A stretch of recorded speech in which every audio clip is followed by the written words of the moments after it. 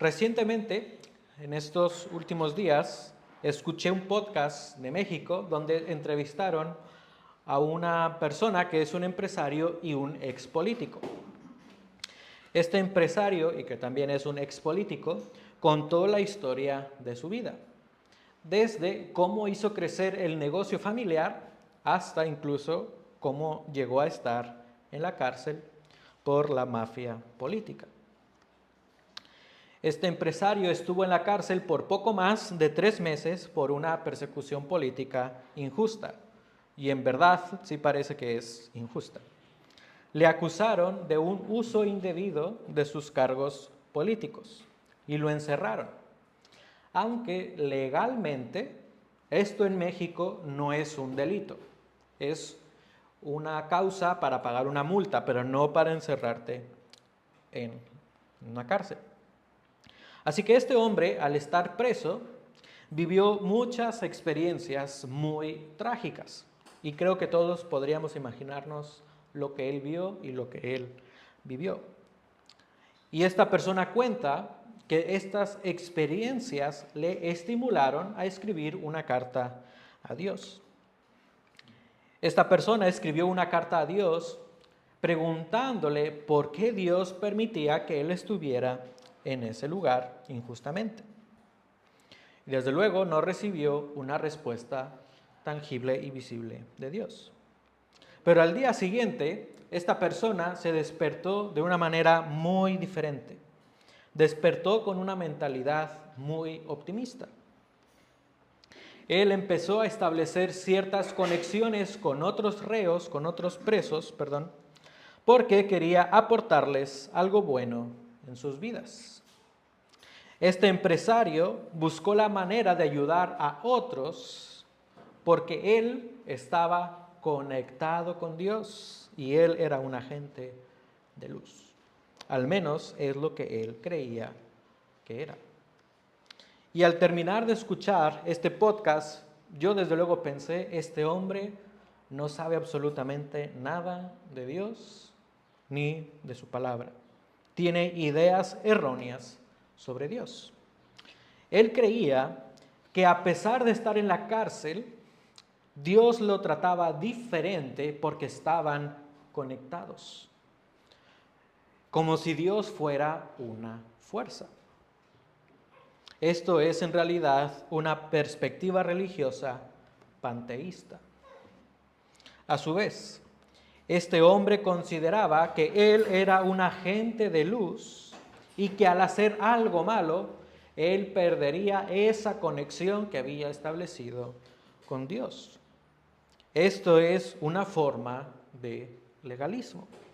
Tratar de agradar a Dios con acciones humanas. Y cualquier persona que lee la Biblia y que escucha a este hombre inmediatamente diría, ese hombre tiene ideas erróneas sobre Dios. Si vosotros escucháis el podcast, pensarías lo mismo que yo. Sin embargo, aún verdaderos creyentes pueden tener una perspectiva distorsionada sobre Dios. En ocasiones, nuestra perspectiva sobre Jesús no es la más bíblica. Nos dejamos convencer por lo que hemos creído a lo largo de toda nuestra vida, nos dejamos convencer por la tendencia en ciertas iglesias o nos dejamos convencer en el peor de los casos del mundo.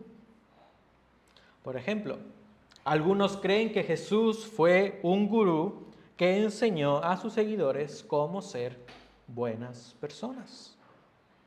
Y en efecto, Jesús enseñó a sus discípulos cómo debían ser y cómo debían actuar. Pero el enfoque de Jesús no era cambiar las acciones de sus seguidores. Jesús deseaba y Él cambiaba y restauraba el corazón de sus seguidores. Otros creen que Jesús fue una persona de amor y paz que pasó por alto los pecados de las personas. Algunas personas con esta creencia creen y usan el texto el amor cubre multitud de pecados, como pretexto para nunca hablar contra el pecado. Con estos ejemplos, ¿cómo es que llegamos a tener una perspectiva distorsionada de Dios o sobre Jesús? La respuesta, según este pasaje, y lo veremos, es muy clara. Llegamos a tener una perspectiva distorsionada sobre Dios o sobre Jesús porque no estamos atentos a la enseñanza bíblica. Tenemos una perspectiva distorsionada sobre la identidad y sobre la misión de Jesús porque no estamos atentos a sus enseñanzas. Prestamos más atención a cosas pasajeras. Prestamos más atención a lo que dicen los demás y eso distorsiona nuestra perspectiva sobre Jesús. Esto es precisamente lo que vemos en el pasaje de hoy. Jesús estaba enseñando verdades espirituales a sus discípulos, pero los discípulos estaban distraídos. En los relatos que analizaremos hoy, es evidente que Jesús enseñó de diversas formas quién es Él, es decir, su identidad, y cuál es su obra, es decir, su misión. Jesús sigue enseñando a sus discípulos, que somos nosotros, sobre su identidad y sobre su misión. Por esto he titulado el mensaje de hoy, La respuesta a las enseñanzas de Jesús. Porque Jesús espera una respuesta de tu parte. Así que, ¿qué debes hacer ante las enseñanzas de Jesús? Notemos versículos 14 al 21. Y se habían olvidado de tomar panes y no tenían consigo en la barca sino solo un pan. Y él les encargaba diciendo, tened cuidado, guardaos de la levadura de los fariseos y de la levadura de Herodes. Y ellos discutían entre sí que no tenían panes. Dándose cuenta Jesús les dijo, ¿por qué discutís que no tenéis pan? ¿Aún no comprendéis ni entendéis? ¿Tenéis el corazón endurecido? ¿Teniendo ojos, no veis? Cuando partí los 5 panes entre los 5,000, ¿no recordáis cuando partí los 5 panes entre los 5,000? ¿Cuántas cestas llenas de pedazos recogisteis? Y ellos dijeron, 12. Y cuando partí los 7 panes entre los 4,000, ¿cuántas canastas llenas de los pedazos recogisteis? Y ellos le dijeron, 7. Y les dijo, ¿aún no entendéis? En este relato vemos que Jesús y sus discípulos están de camino a Betsaida. Sabemos que van a Betsaida por el versículo 22. Y en esta travesía, Jesús con sus discípulos están charlando. Jesús aprovecha la situación, pero también aprovecha los medios que tiene a su alcance para dar una instrucción. Con el único pan de la barca, Jesús ordena a sus discípulos que tengan cuidado de los fariseos. Jesús les dice que se guarden de su levadura. Hemos leído que Jesús dice, guardaos de la levadura de los fariseos y de la levadura de Herodes. Guardarse aquí podría traducirse como observar y examinar. No que te alejes totalmente, sino que observa y examina. Claramente Jesús aquí está usando la levadura de forma figurativa. Y de hecho este relato también aparece en Mateo 16, y Mateo 16 nos dice que Jesús se refiere a la levadura, a la enseñanza de los fariseos. El punto aquí es que Jesús estaba ordenando a sus discípulos a que examinen, a que observen cuidadosamente a los fariseos y que tuvieran cuidado de sus falsas enseñanzas. Jesús advirtió a sus discípulos haciéndoles ver que debían escucharlo solamente a Él y a nadie más. Pero nota la forma en que Jesús comenzó su instrucción. Nota cómo Jesús comenzó a dar una lección a sus discípulos. Usó un pan como una ilustración. Ahora piensa en algo. ¿Crees que era oportuno que Jesús usara un pan como ilustración? ¿Crees que era oportuno después de un largo y cansado día? Pues cualquiera de nosotros diría, probablemente no es lo más oportuno. Pero Jesús eligió sabiamente el momento y el medio, con eso me refiero al pan, para enseñar.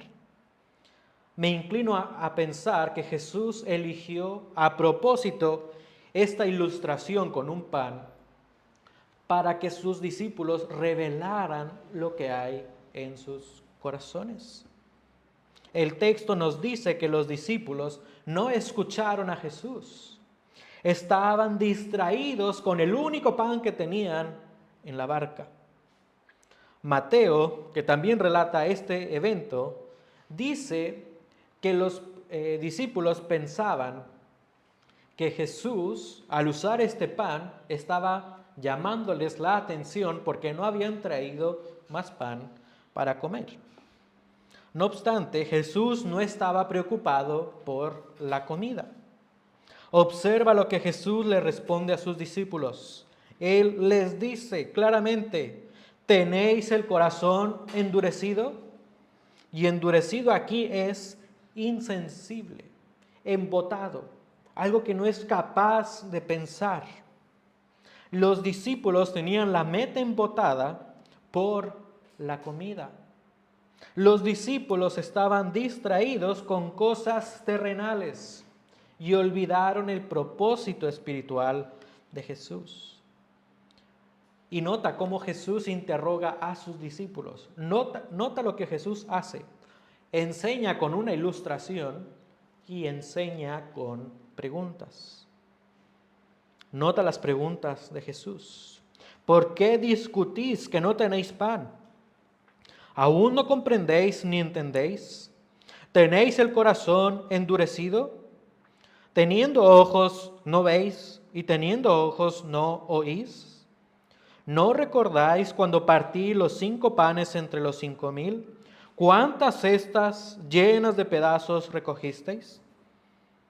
Y cuando partí los 7 panes entre los 4,000, ¿cuántas cestas llenas de los pedazos recogisteis?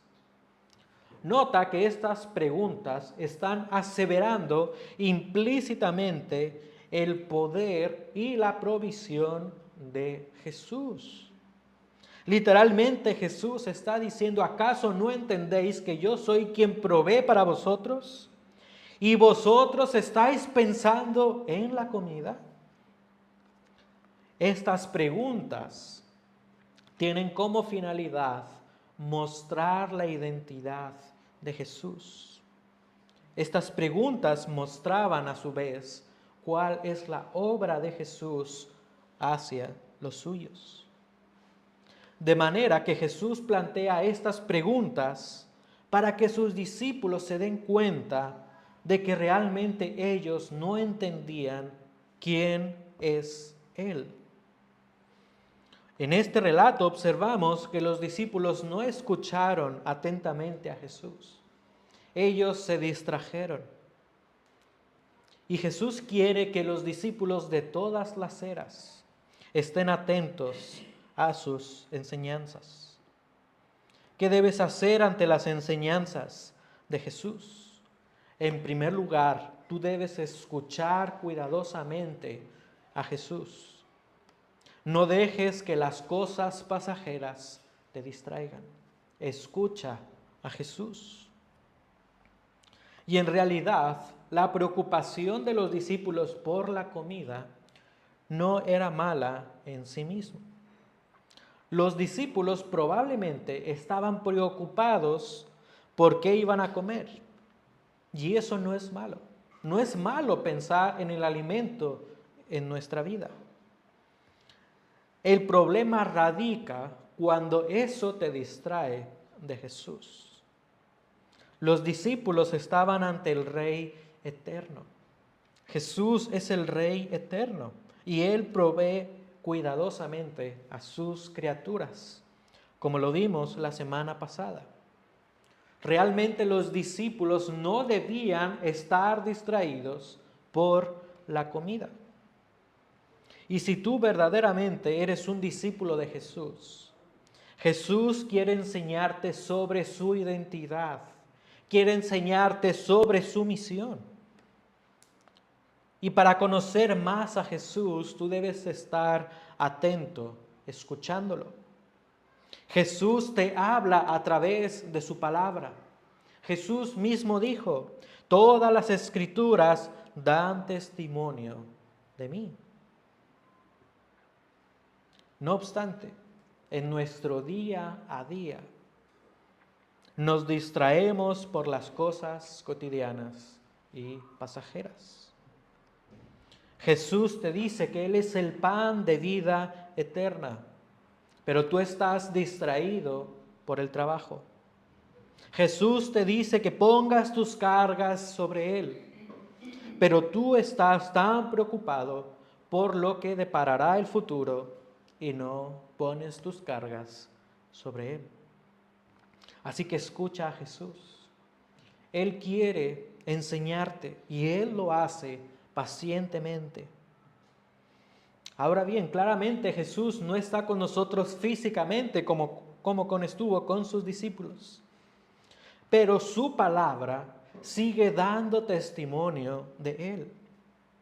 La iglesia se reúne para escuchar el testimonio de Jesús a través de la exposición de las Escrituras. No nos reunimos para escuchar filosofías humanas. Nos reunimos para escuchar el testimonio de Jesús a través de su palabra escrita. Por lo tanto, cada vez que se predique desde este púlpito, no te distraigas, escucha atentamente el testimonio de Jesús.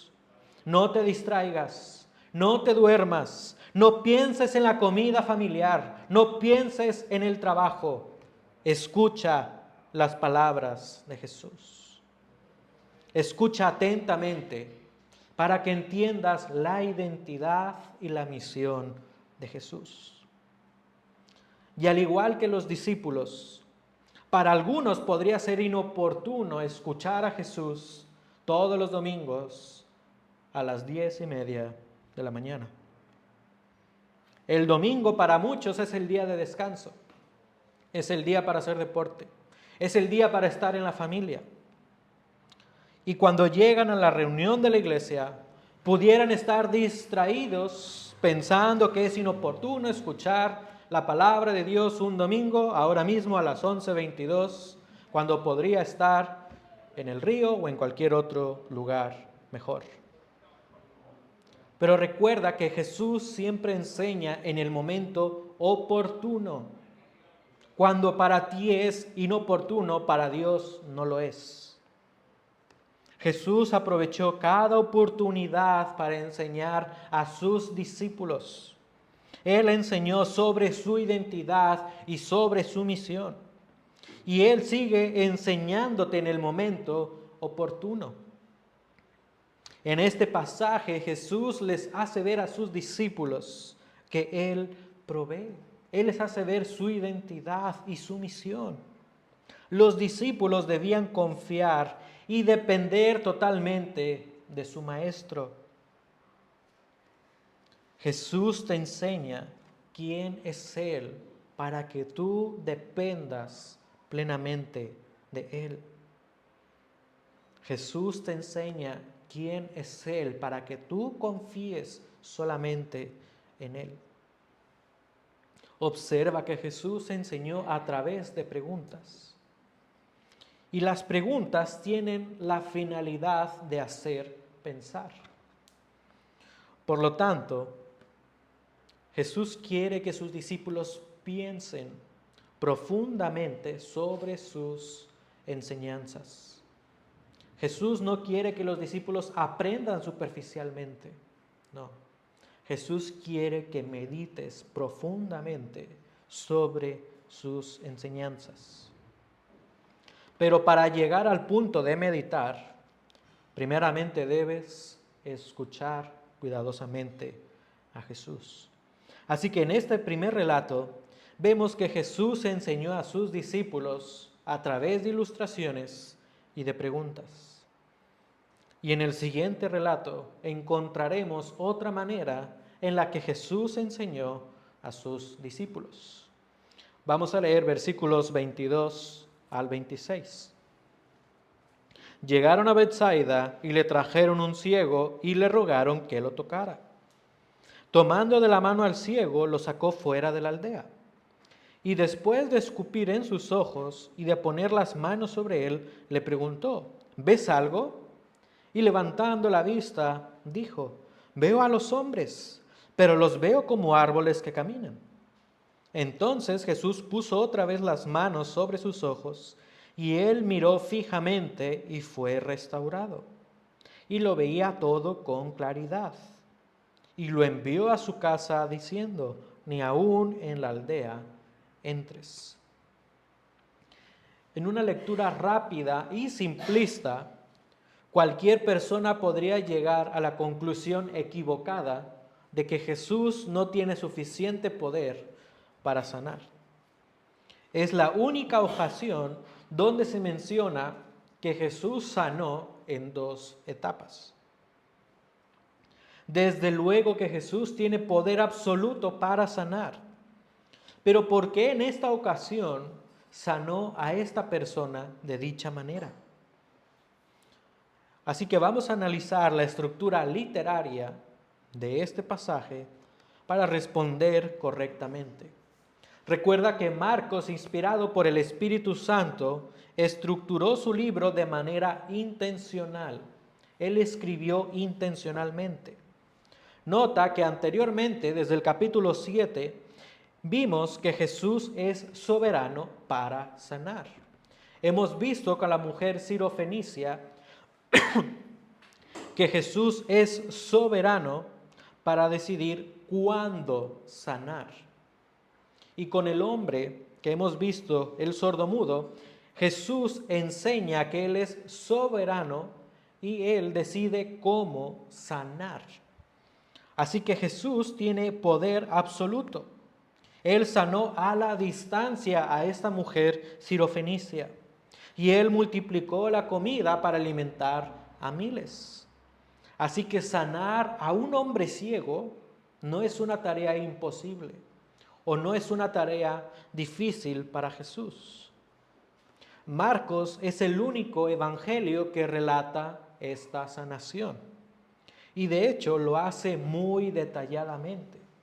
Así que Marcos quiere que prestemos atención a este pasaje. Observa que esta sanación no fue pública. Jesús, versículo 22, tomó de la mano al ciego y lo sacó fuera de la aldea. Jesús llevó al hombre fuera de la aldea. Pero ¿con quién más estaba Jesús y este hombre? Con sus discípulos. Nota que el hombre dice que ve a ciertas personas. ¿Y quiénes son estas personas? Sus discípulos. Jesús también toca al hombre, pero el hombre no logra ver correctamente. El hombre tiene una visión, pero es una visión distorsionada. El hombre ve a los discípulos sin poder distinguirlos. Ante esto, Jesús vuelve a tocar a este hombre y en esta ocasión la vista sí le fue restaurada perfectamente. Así que, ¿qué está comunicando Jesús en este momento? Observa primero quiénes están en este lugar. Están Jesús, el ciego y los discípulos. Ahora, otra pregunta. ¿Quiénes necesitaban ver? ¿Solamente el hombre ciego necesitaba ver? Físicamente, sí. Pero espiritualmente no era el único. Mira que en el relato anterior Jesús les dijo a sus discípulos, teniendo ojos, ¿no veis? De manera que Jesús usó la ceguera de sus discípulos de forma figurada. En este pasaje Jesús está dando una lección a sus discípulos. Por esto sanó al hombre en 2 etapas. Jesús usó diversos métodos para enseñar a sus discípulos. Pero para estar atento a las enseñanzas de Jesús, primeramente debes escuchar. Pero también debes observar a Jesús. Es lo que vemos en este pasaje. Escucha cuidadosamente a Jesús y también obsérvalo. Jesús no deja escapar cualquier oportunidad para dar una instrucción a sus discípulos. Jesús también te enseña a ti. Solamente debes observar en su obra. Debes observar lo que dice su palabra para que tú puedas ver correctamente quién es Él. Jesús enseña intencional y persuasivamente a sus discípulos a través de la sanación de este hombre ciego. Jesús quería mostrarles a sus discípulos cómo estaba su visión. Espiritualmente tenían una visión distorsionada sobre quién era Él. Los discípulos necesitaban ver correctamente a Jesús. Jesús les enseña cuál es su identidad y su misión para que ellos puedan ver y puedan creer. No basta simplemente con ver a Jesús correctamente. Debes creer en la identidad de Jesús. Debes creer en la misión de Jesús. Y a este punto de la historia bíblica, los discípulos ya habían estado varios meses con Jesús. Incluso hemos visto que ya habían salido a diversas regiones para predicar el evangelio del reino. Y a este punto de la historia necesitaban ver correctamente a Jesús. Jesús no es simplemente un sanador. Jesús no es un hacedor de milagros. Su identidad y su misión va aún más allá que eso. Así que, ¿cómo ves tú a Jesús? ¿Simplemente lo ves como alguien a quien puedas acudir cuando hay necesidad? Que eso es bueno. Pero no solamente debes de verlo de esta manera. ¿Realmente ves a Jesús como el Señor de tu vida? ¿Ves a Jesús en su verdadera identidad, el Rey eterno que desea dirigir tu vida? Contempla a Jesús según su identidad, según su misión. Tú puedes ver a Jesús a través de las Escrituras. En ellas tú encontrarás a Jesús. En ellas encontrarás que Jesús es el Señor, que tiene autoridad tanto en el cielo como aquí en la tierra. En las Escrituras encontrarás que Jesús es el Rey eterno que quiere dirigir tu vida. Así que necesitas ver correctamente a Jesús. Seth, ¿puedes poner el ordenador, por favor? Seth.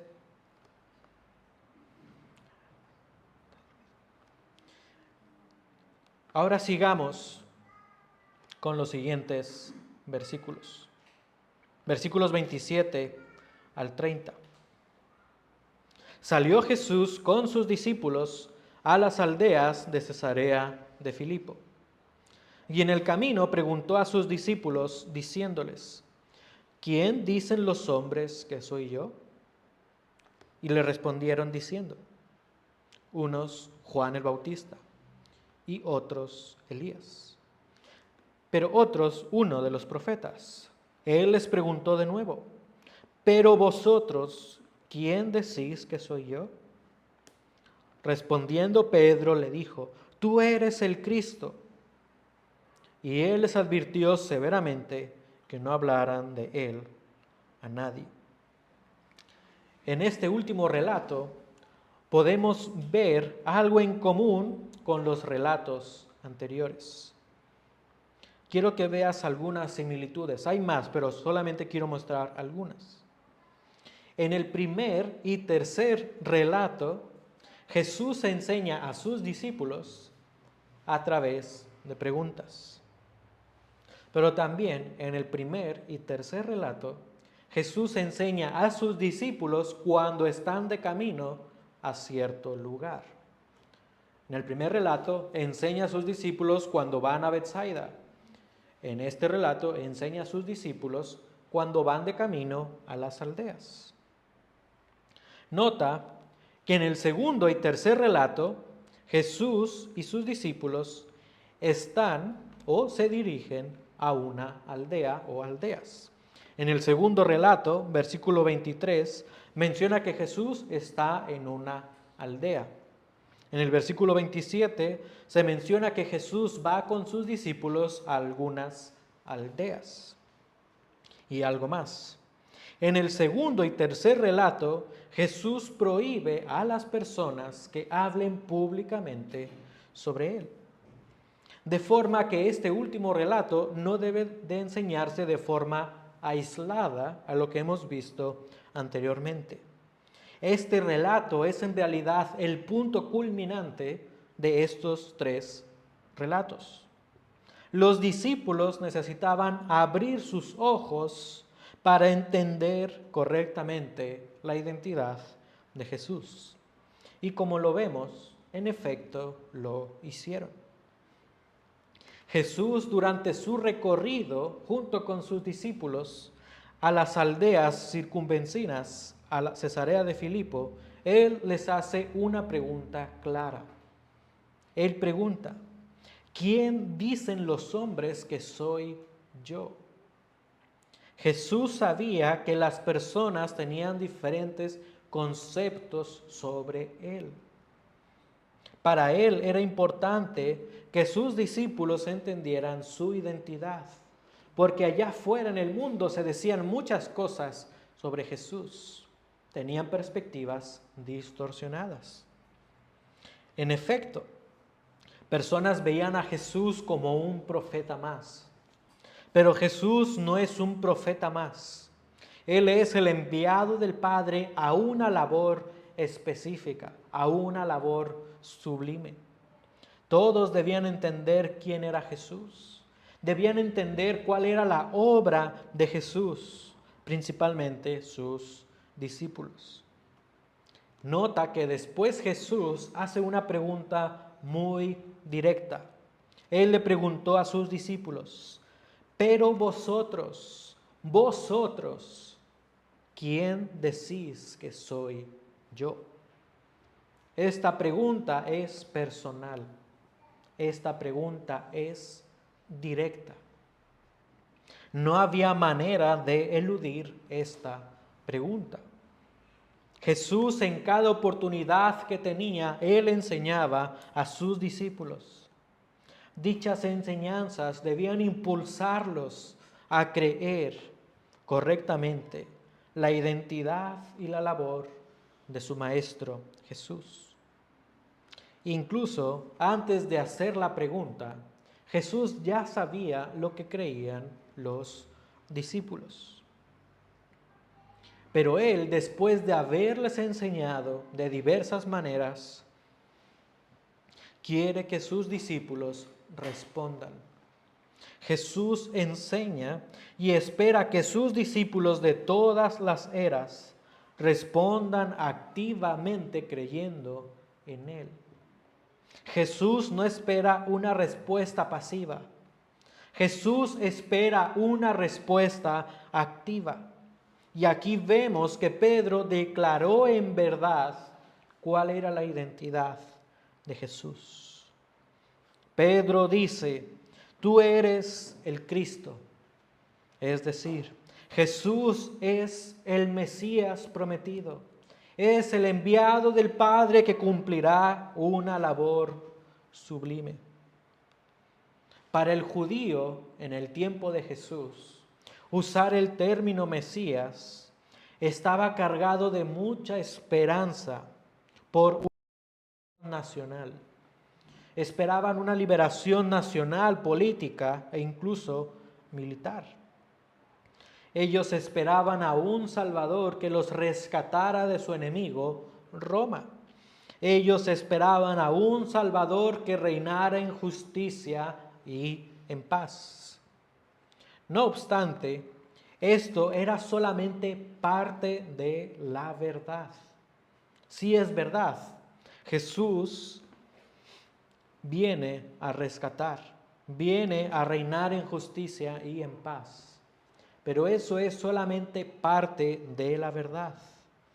La identidad de Jesús no se resume en que Él es un libertador político. Jesús es el enviado del Padre que da inicio a una nueva era. Es decir, Jesús instaura el nuevo pacto. Jesús redime y restaura a sus criaturas de su perverso y malvado corazón. Jesús es quien restaura a los que creen en Él. Jesús es el Salvador. Y a este punto de la historia podemos ver que Pedro correctamente entendió la identidad de Jesús. Pero nota que he dicho la identidad de Jesús. Aún faltaba que los discípulos entendieran la misión de Jesús. Nota los siguientes versículos 31 al 33. Y comenzó a enseñarles que el Hijo del Hombre debía padecer muchas cosas y ser rechazado por los ancianos, los principales sacerdotes y los escribas, y ser muerto, y después de 3 días resucitar. Y les decía estas cosas claramente. Y Pedro le llevó aparte y comenzó a reprenderle. Mas él, volviéndose y mirando a sus discípulos, respondió a Pedro y le dijo: quítate de delante de mí, Satanás, porque no tienes en mente las cosas de Dios, sino las de los hombres. Así que a este punto de la historia, los discípulos pudieron entender la identidad de Jesús. Pero faltaba que entendieran cuál era la misión de Jesús. Jesús es el Mesías, es el enviado y avalado por el Padre para una misión. El Padre dijo a Jesús: tú eres mi Hijo amado, en ti me he complacido. Jesús es el avalado por el Padre para morir en nuestro lugar. Jesús es el único que podía morir en rescate por nosotros. Jesús es el justo que murió por los injustos. La misión de Jesús no es fácil de entender. ¿Cómo es posible que Dios se humanó para redimir a sus criaturas?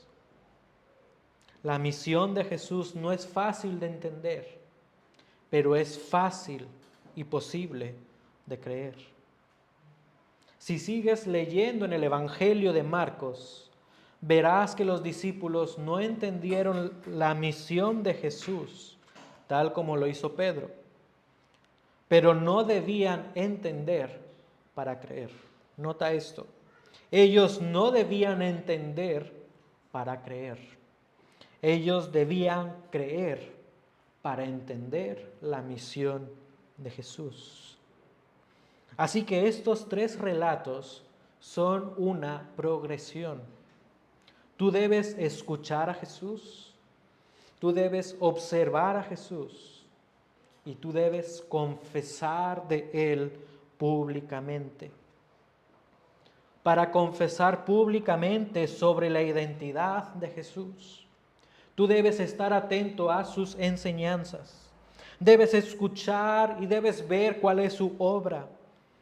Y una vez que tú hayas creído en la identidad de Jesús, una vez que tú hayas creído cuál es la labor del Mesías, también debes confesar públicamente sobre él.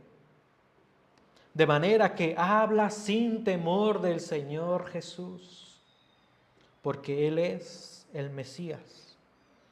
Él es el Mesías que ha venido a restaurar la vida de todo aquel que cree en Él. Jesús es el Dios Hijo que ha venido a morir para dar vida. Confiesa públicamente que Jesús es el Señor, a pesar de que la gente tenga una perspectiva distorsionada sobre Él. Nota que Jesús hace esta pregunta: ¿quién dicen las personas que soy yo? Afuera en el mundo tenían una perspectiva incorrecta sobre Jesús. Pero sus discípulos respondieron: tú eres el Cristo. Así que no te dejes influenciar por lo que dice el mundo. Cree en la identidad de Jesús. Confiesa públicamente sobre Jesús. Pero ¿qué es lo que te impide confesar la identidad de Jesús? Si Jesús es el Rey y Señor de tu vida, nada te impedirá hablar de Él. En este pasaje de hoy, en estos 3 relatos, hemos visto que Jesús desea que sus discípulos entiendan cuál es su identidad y su misión. Sin embargo, podemos tener una perspectiva distorsionada sobre la identidad y la misión de Jesús. Esta distorsión surge por la falta de atención a las enseñanzas de Jesús. Nos distraemos por las cosas terrenales. Nos dejamos llevar por lo que la gente dice. Por eso quiero preguntarte: ¿tienes una perspectiva distorsionada sobre Jesús? ¿Realmente entiendes cuál es la identidad y la misión de Jesús? Solamente podrás entenderlo y creerlo si tú estás atento a sus enseñanzas. Y porque Jesús te enseña su identidad y su misión, tú debes estar atento a su instrucción y creer en Él. Porque Jesús te enseña cuál es su identidad y su misión, tú debes estar atento a su instrucción y creer en Él. Presta atención a las palabras de Jesús. Escucha a Jesús. Y cuando hayas escuchado las palabras de Jesús, observa, medita en su obra. Y cuando tú hayas escuchado y observado, confiesa públicamente sobre Él. Debes estar atento a la instrucción de Jesús y debes creer en Él, porque Él es el Mesías que ha venido a rescatarte. Así que vamos a orar recordando estas verdades y vamos a orar preparando nuestro corazón para tomar esta Santa Cena que nos ayuda a recordar simbólicamente y visiblemente la obra y la identidad de Jesús.